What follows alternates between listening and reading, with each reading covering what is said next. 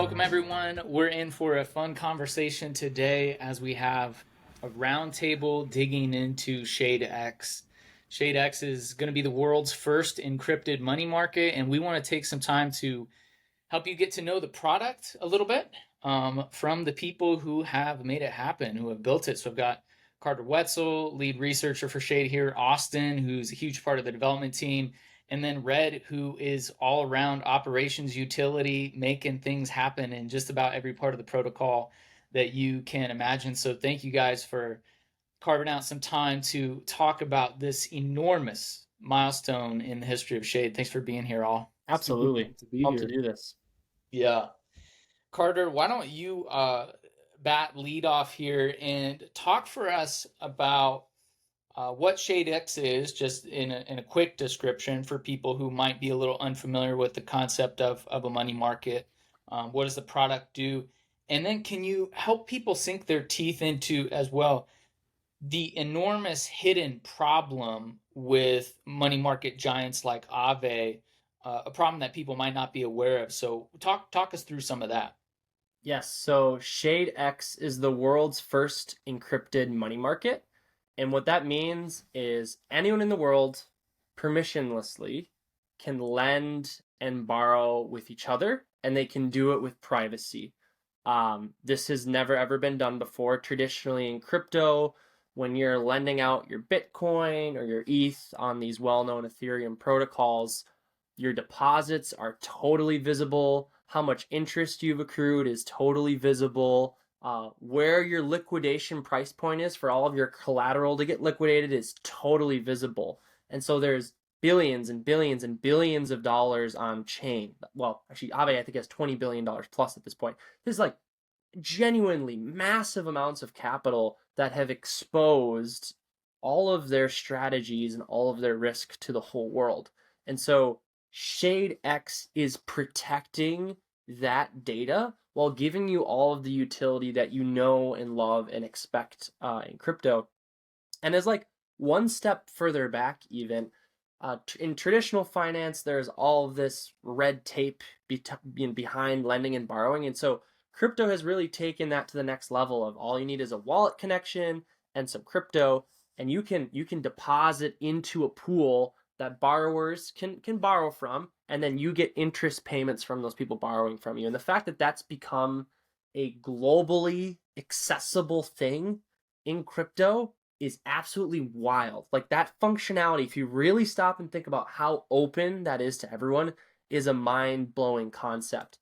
So we're so much farther along than traditional finance is, and yet traditional finance, I don't know what Austin's mortgages or Red's mortgages. I don't know how much credit card debt people have.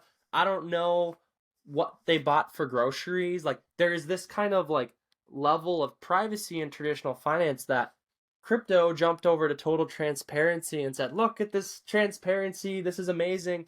And it is, but we made a mistake. And the mistake was it's total transparency for institutions and protocols and individuals, when really what it should be is it should be transparency for protocols, transparency for public goods, and privacy for individuals. And that is what Shade Protocol's whole product suite and ethos is built around. And we're just pumped to get ShadeX out March 5th to the entire world, the world's first encrypted money market. I was just in a conversation today, trying to privacy pill some folks who like it was a novel concept to it. You could see it was one of the first time the lights were coming on. And I feel like there is this sense when you're on the frontier of these conversations where people have an attitude like, well, crypto, the number's been going up the last few years, like total market cap is increasing and it's all been transparent, so everything must be okay, right? We must not need any kind of privacy because like everybody's so happy with the status quo. We're just in la la land here, and crypto's doing fine without it. Do you feel like you've bumped into that attitude a little bit where um, people seem to think the status quo of transparency will perpetuate itself like forever and we're all good, we don't like really need something like this utility? I mean, you definitely do see those individuals, and I think my general response to that is there is so much value that hasn't been brought onto blockchain yet. Even at this kind of like $2-3 trillion market cap number we all see, that doesn't actually represent the amount of liquidity available for trading. That's just market cap. So even market cap is a very like ambivalent, larger inflated number than the reality of what crypto is right now. We're much farther along than we were 3-4 years ago. Make no mistake, but there is like 50 to 100 trillions of dollars that can still come into blockchain, and even more than that, because the total wealth of the world will continue to grow over time as we as a species continue to be more productive. So it's blockchain is absolutely mission critical coordination software for the entire world to build trust around data and value, and you can't do that without having protections involved. Like, I think to actually bring everything on chain, you cannot do that without having protections for individuals. Yeah. I think there's a lot of big money waiting for utility like this, waiting for products like this.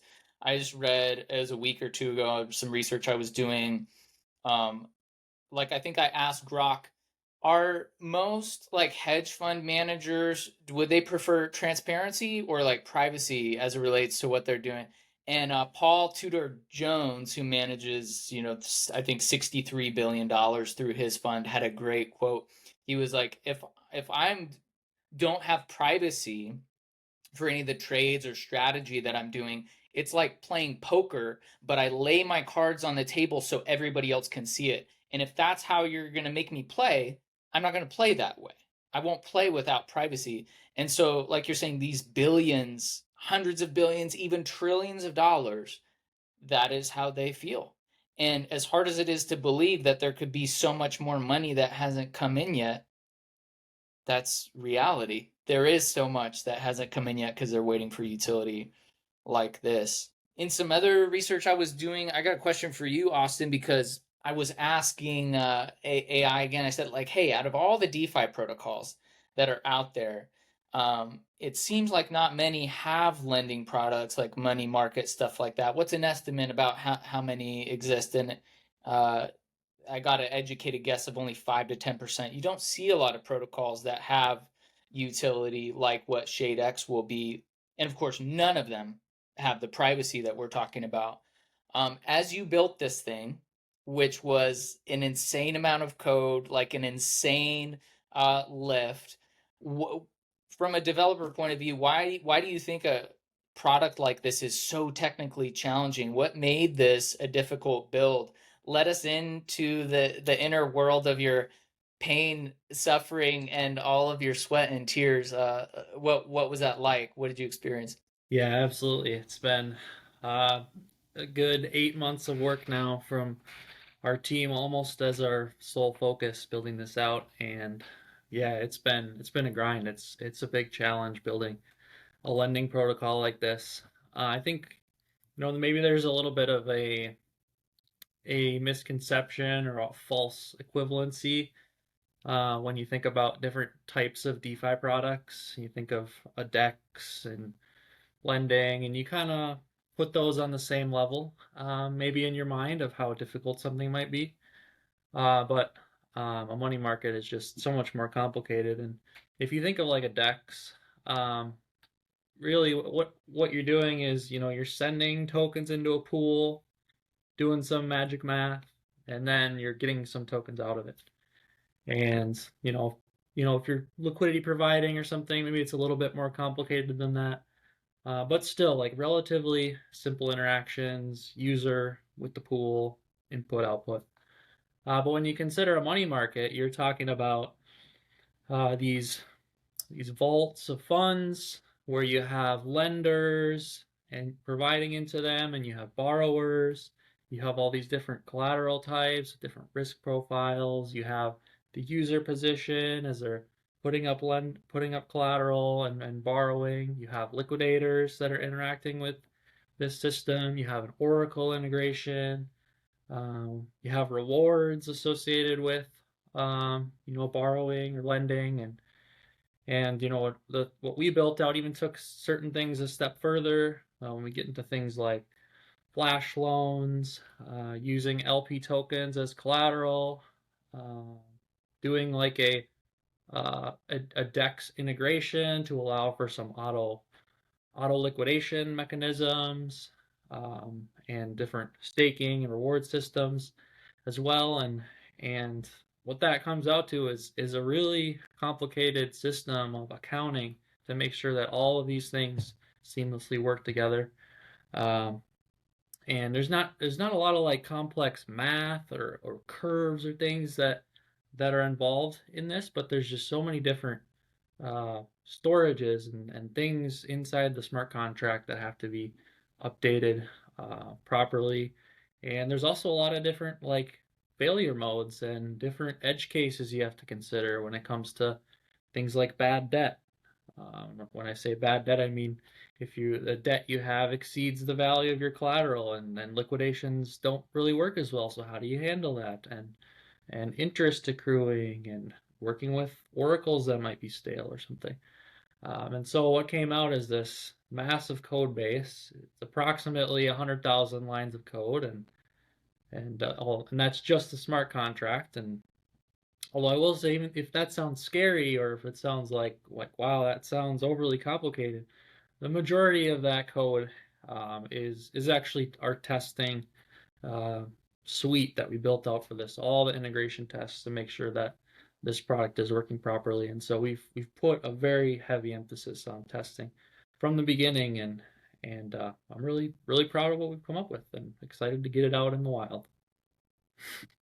Yeah, that's so awesome. It's and I don't know if this will like fairly represent what you're saying, but kind of what I hear is there's just so much more risk built into a system like this that you have to be able to account for, and the architecture has to be intelligent enough to accommodate that weight. So like if building a DEX is like building a house that isn't going to collapse on somebody, building an intelligent money market like this is more like building a 20-story skyscraper. Like there's just a lot more weight in the system that you have to be confident is not going to collapse down on people who are inhabiting it and being a participant. So yeah, what else would you guys add? Maybe Carter read things that you observed as Austin was weeping tears with you, or like talking about problems in the development process. What did you guys observe from your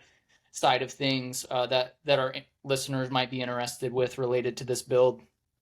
Yeah, I would say, well, obviously Austin, gargantuan effort, but also larger dev team than just Austin, but obviously huge shout out to Austin.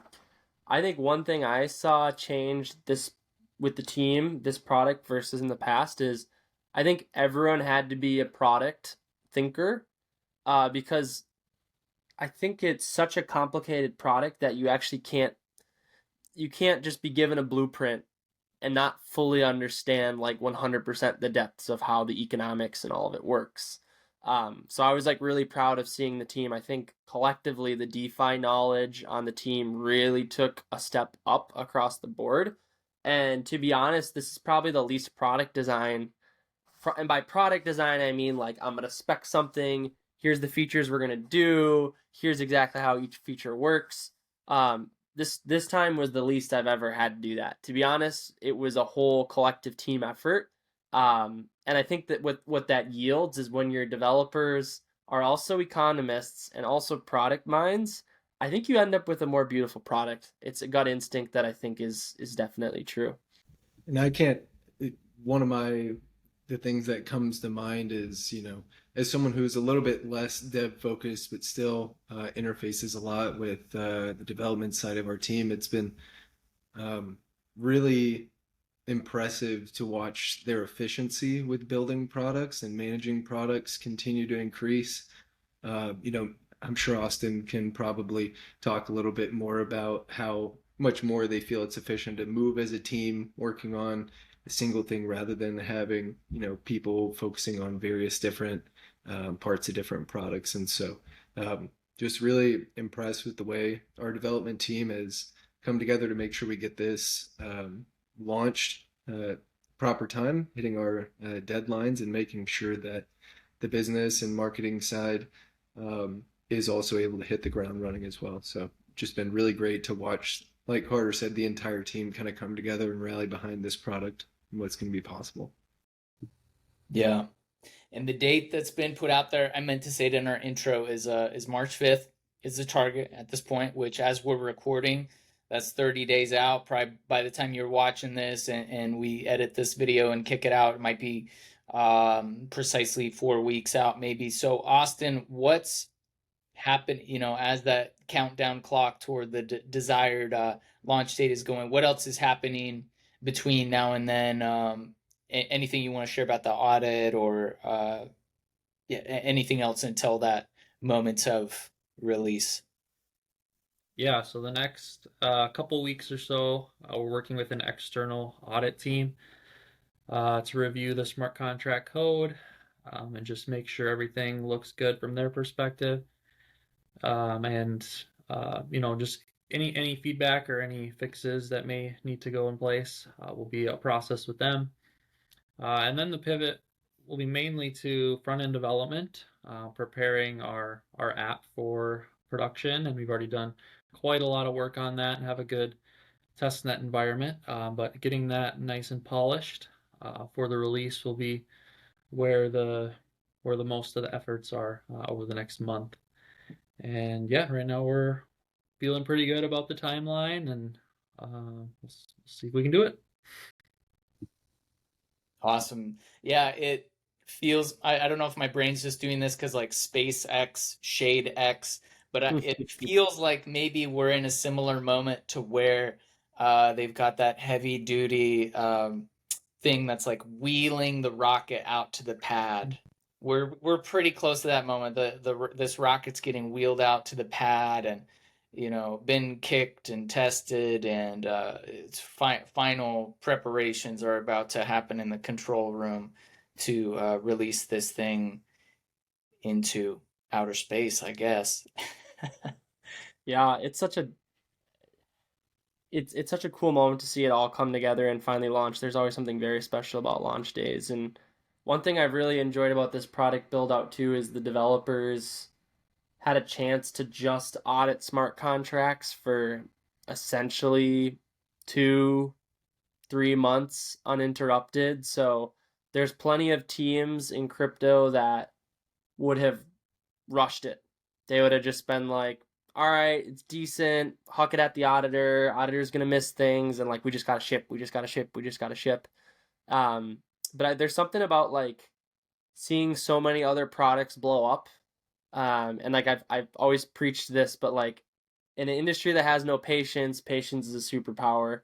And I think like how we built this product is gonna, and how well it does is gonna be a testament to the fact that we were very patient at a time when everyone's telling you like you just got to ship something, you got to do something, price is going out, you got to do something. It's like nope, like we got the 5-10 year vision. We know that like this is the every day we take is an iterative step closer and closer and closer to being in a better place, and we're never going to rush a product, specifically on the smart contract side of things. Front end is different. Front end, if it's like, oh, that button's not quite aligned, it's like that's, we want to be as good as we can with that, but that's very different than rushing a smart contract where someone loses money that represents their hard work. We take that with an insane and extreme amount of levity and consideration. And I know Austin's probably had many nights where he's sitting in bed thinking about the code and thinking about what could go wrong,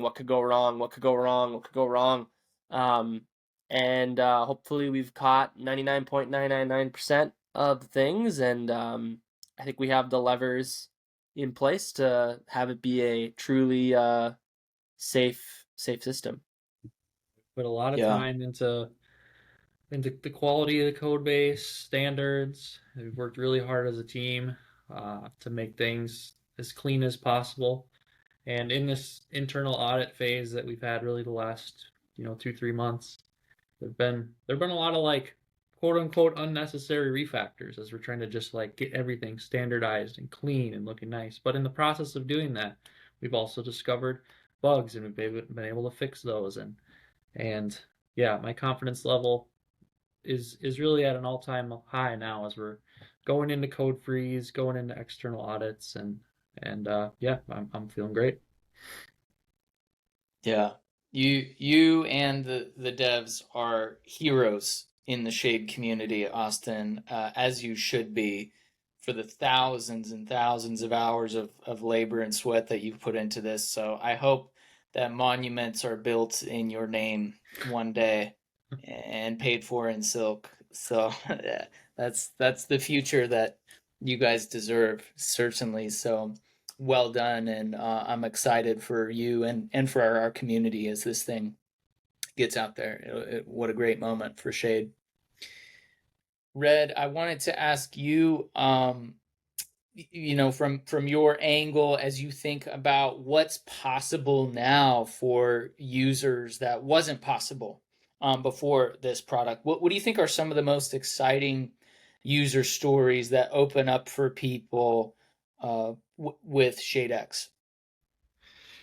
Yeah, this is a great question, and I've thought about this a lot, considering the products that Shade has built prior to ShadeX. I kind of view as building blocks to more mature DeFi products. Like these are necessities for more complex or more intricate products to be built on top. So one of the biggest things I think ShadeX really opens up the door for is more calculated and more mature DeFi positions and users, that I would go as far as to say smart money is kind of looking for. This DeFi product suite is not only going to open up new yield opportunities, new risk mitigation methods for users in DeFi, but it's also, I think, going to help spur a new wave of activity, and connectivity for assets within the Cosmos and kind of the greater crypto ecosystems. If I think about one of the things that is really great about ShadeX, especially in combination with all of our other assets, there's really going to be opportunities for all types of users along the spectrum. You know, we'll be able to provide opportunities for your most newbie users and your most hardcore power users. When I think about what your average crypto user wants outside of like price of the token to go up, is a simple, straightforward way to earn a yield on an asset, where ideally users can deposit the asset, walk away, and come back and see the additional yield they've accrued in the form of that asset they deposited. And I think this is a really important thing for us to consider as builders and kind of sculptors of this protocol's ecosystem, um, because users are already taking risks when it comes to choosing exposure to any volatile asset and then asking them again to necessarily take on additional risk of pairing that with another asset to earn yield, oftentimes is too much to ask for your average user. And as a result, people are less engaged in these DeFi ecosystems. And so with ShadeX, users will be able to deposit a wide variety of assets for lending, where the yield they're earning is based on the actual utilization, people borrowing the asset that they're lending out. So if you're lending rat Bitcoin, your primary yield is going to be in rat Bitcoin. And there are no lockups, so you can withdraw your principal and any interest you've accrued at any time. And the reason I say your primary yield is in the form of whatever asset you are lending out is because ShadeX is also going to have rewards for lenders, kind of calling these supply side rewards. But effectively, this is an additional incentive on top of any interest that you'll accrue from people borrowing what you're lending out, in order to incentivize people to deposit assets to lend. So this is going to be a really easy opportunity. If you have Bitcoin, you don't want to have any other exposure to tokens other than Bitcoin, and you want to earn Bitcoin, depositing, lending this asset out on ShadeX is a great way to do that. Another really great opportunity, something that's going to be super simple for people to take advantage of on the Shade app and be able to participate in public liquidations. When these opportunities are available, it will effectively feel like you are able to make a simple trade and just kind of get free extra money out of that trade. An example would be if someone borrowed Atom against like USDC or Rat Bitcoin, and that position was being publicly liquidated, I can submit Atom I could repay the Atom debt and get back USDC if I want USDC instead of at Bitcoin. I can get back USDC at a discount relative to whatever the market rate is. So let's say it's 10%. I can basically sell Atom and get back 10% more value in USDC than I otherwise would. So it's going to feel like you just get to walk up to the protocol and just get, there are trades to be made. So this is another really interesting way that we'll be able to kind of keep people engaged all the time. And then when it comes to some of the more calculated yield opportunities that are going to be available, the main things that come to mind are things like delta neutral strategies and borrowing and lending rate arbitrage. There's also, opportunities for leverage looping of yield-bearing tokens, but that's already kind of available with Silk and Shade Lens, so we won't really focus on that. Effectively, you deposit a yield-bearing token as collateral, borrow, sell that borrowed asset for the yield-bearing token again, and you loop that so you increase your exposure to that yield-bearing token. But with delta neutral strategies, there's going to be some really interesting opportunities. There's the two ones that come to my mind are something like delta neutral liquidity provision, where you want to provide liquidity to shade swap while hedging against impermanent loss. So if you were providing liquidity, let's say to the secret USDC Noble pair, you'd provide liquidity and then you would short secret on the backside. And so this basically protects you from directional price risk.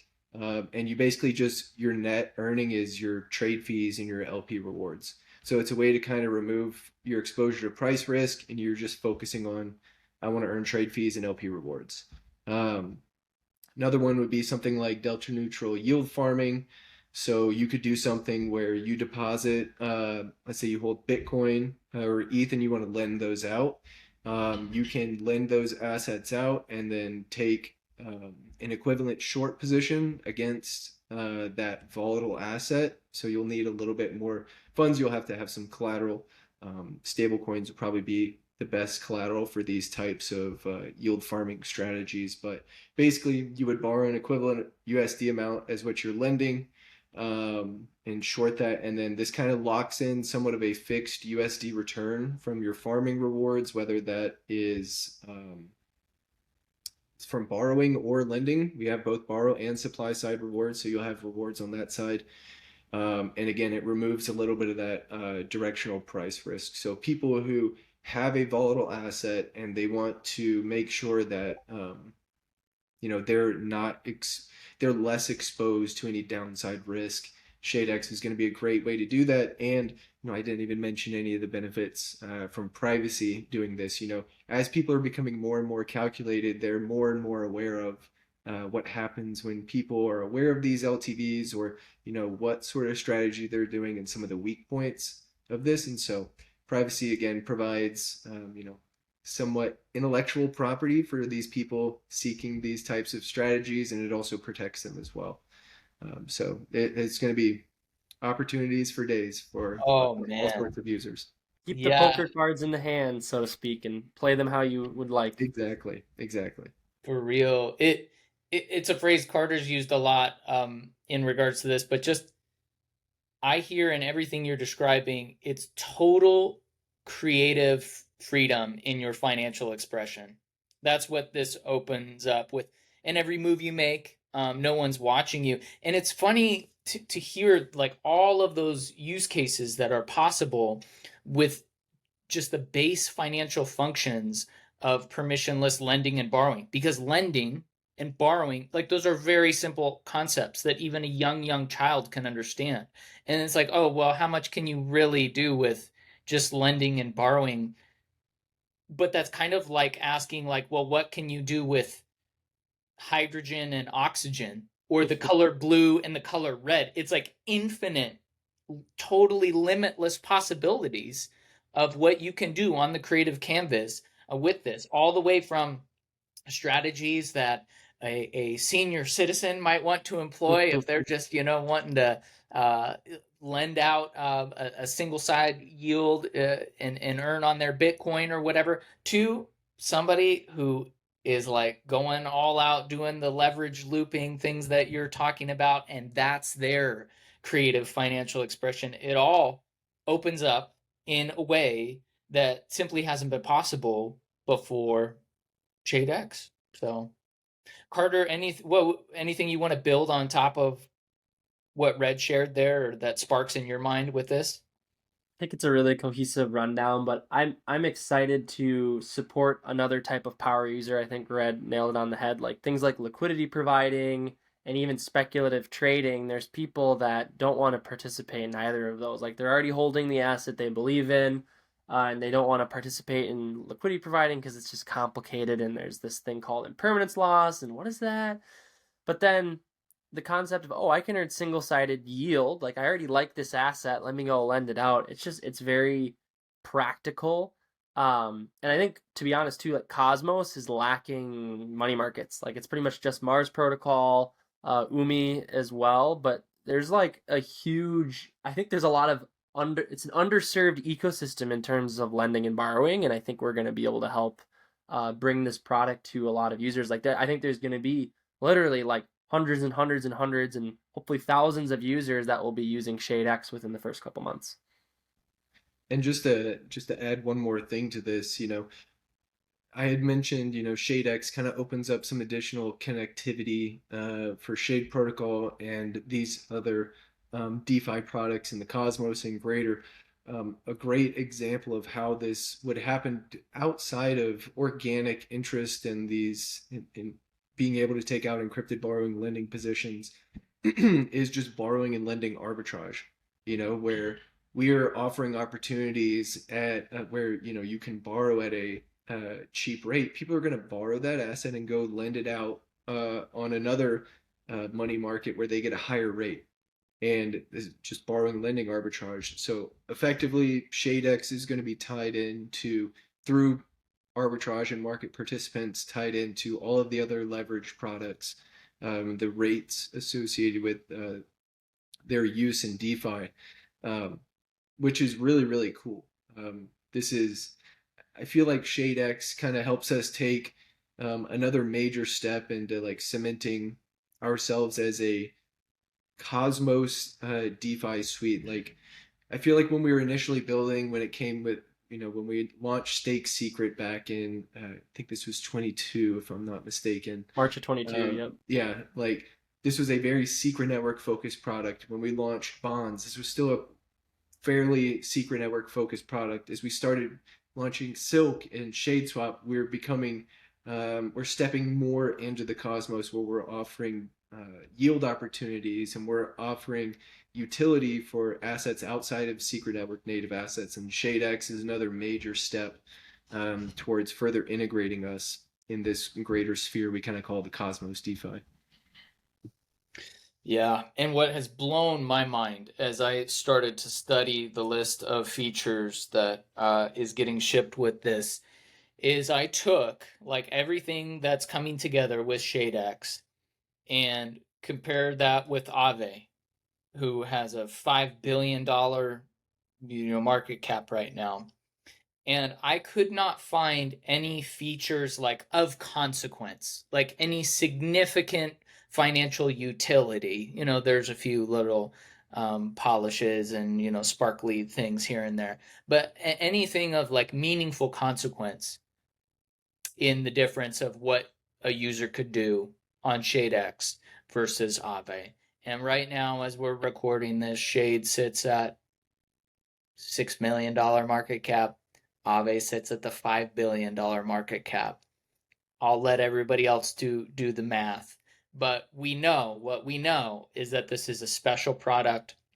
So many thousands of hours of sweat and work have gone in, and this is going to bring massive utility, not just to the community that we have now, but to, as you said a moment ago, Carter, all of the hundreds, thousands of users that are going to be coming in and bringing liquidity to have fun in this playground of creative financial expression. It is going to be a fun moment to unleash all of that. So thank you guys for carving out the time to introduce this to the world. Any last words before we hop off here and then invite people to respond with any questions, comments they have wherever they happen to be seeing this? I would briefly say get your capital ready. We already have passed, I think we have roughly $800,000 worth of pre-commits, which are people that are just saying, hey, I'm going to move assets onto the platform. Nothing even about buying Shade. It's just like, I want to lend and borrow and participate in this product. So if you're a user out there, just, I would encourage you to, as long as you're comfortable with the risks, bridge in some capital and come try the product out, because nothing purple pills you. I just made that up just now. Nothing purple pills you as fast as actually using the Shade products. Yeah, for real. Other thoughts, guys? We're going to be releasing documentation for ShadeX, kind of describing the full feature set and the risks for the different types of users to understand as they're participating in this. The goal is to release that documentation right around the time that we have an incentivized testnet for ShadeX. So users will be able to start digging into all of the fine details related to ShadeX in the near future. Good stuff. Well, community, thank you for sticking around even to the end of this video to hear all these thoughts. It's not like we're releasing Google search engine or something here. Like, this is handcrafted with love. So we want to hear from you about your thoughts. What are you excited about? What do you have questions about? Hit us up on X, on any of the main official accounts. If you're watching this on YouTube, feel free to comment there or jump into our Telegram or Discord. We are here for your questions and would love to hear what you think. So thank you all. Red, Austin, Carter, thank you guys for your time, and we'll catch you later for the next conversation. Thanks, guys.